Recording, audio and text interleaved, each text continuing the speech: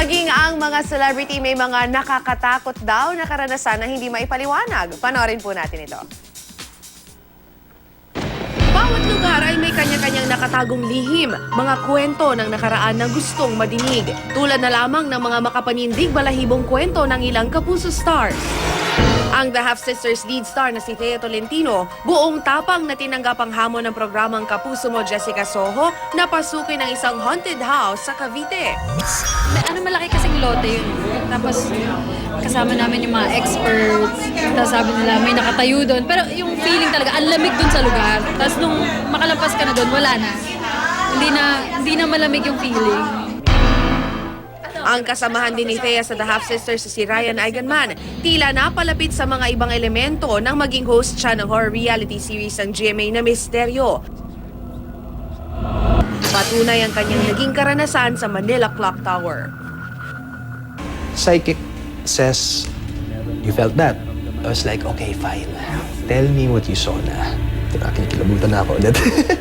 She saw na there was this like Spanish-looking lady wearing old clothes, period clothes, hugged me from behind, asking for help because she didn't know why she was still there.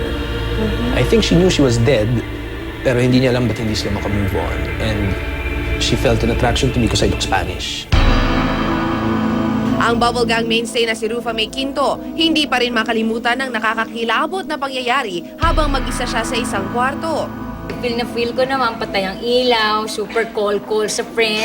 May mga naggugulog, may bumabagsak sa banyo. Tapos biglang raise of door. Parang may nagsasalita. Sino yan? Sabi kong gano'n, mga 3 times. Mamaya, bumukas na ba naman yung mga padlock? Narinig ko talaga, pati pinto. Diyos ko, sabi ko sa kausap ko, tutulog na ako. Hindi ko ito.